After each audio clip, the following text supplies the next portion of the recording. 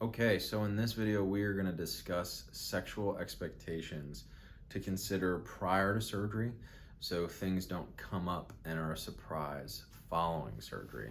So the first thing that we like to cover is how long should I expect to have a problem with erections, or on the other end of the spectrum, am I going to expect, and how severe are those problems going to be? So let's set the scene. So immediately following surgery, you're going to have urinary incontinence, more than likely. And our general rule of thumb is we want to decrease urinary incontinence as much as possible before starting to work on erections, because those same muscles that help and maintain your erections are also the ones that are going to be shutting the door of the urethra, right? So when it comes to erections, if you're not relatively dry, it's going to be problematic to get strong erections. The other part of that is taking into consideration how nerves heal. So the nerves surrounding the prostate, your surgeon is more than likely going to be performing a nerve-sparing surgery.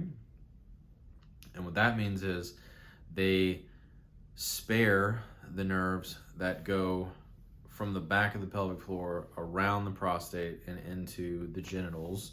But they're very, very tiny, thin nerves, and they get affected regardless. So what that means is they have to heal. Nerves can take up to 1.5 years to heal, a year and a half. And in most parts of the body, the general rule of thumb for nerve healing from a physical therapy perspective is 1 millimeter a day or 1 centimeter a month. So in consideration of nerve healing, things might not fully resolve and you be where you want to be as far as erections go for up to a year and a half. That doesn't mean that you still can't have sex. That doesn't mean that you still can't achieve or have an orgasm. But things do take a long time to heal, and these nerves are very fragile, and we have to abide by tissue healing and the nature of how those nerves heal. Now, things that can have positive benefits on those nerves and those nerves healing is any kind of physiological change that's going to promote blood flow to that area. So two biggest things there are more erections and cardiovascular exercise. The third one would be Kegels, right? Because we're using the musculature in as close approximation to the nerves as possible. But getting your heart rate up and getting blood flowing to that area are going to be the biggest factors in nerve healing and promoting a solid environment for those nerves to heal well.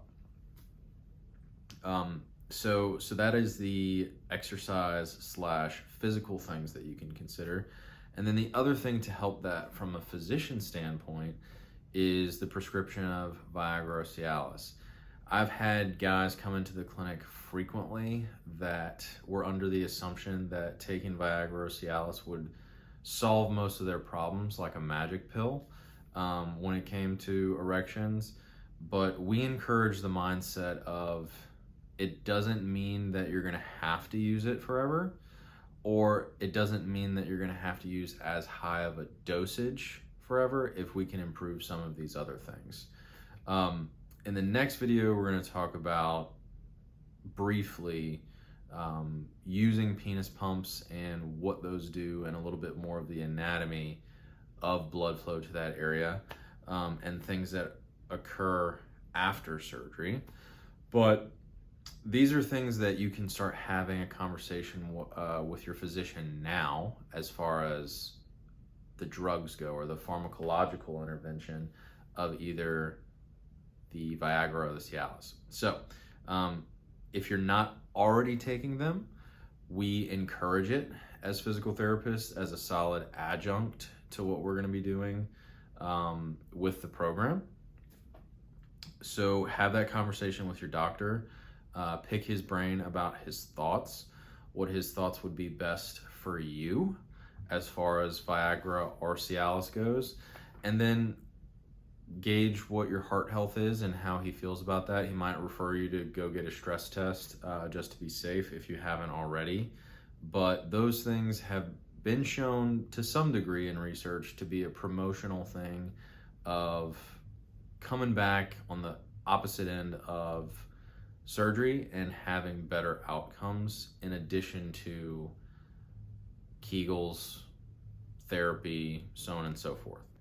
So keep these things in mind, discuss them with your partner, discuss them with your physician, have an idea of what the expectations are so you decrease potential frustration on the back end when you come out of surgery and things aren't working perfectly or as well as they are now. So A, you're not surprised, and B, you have a strong grip on the idea of what the timeline is.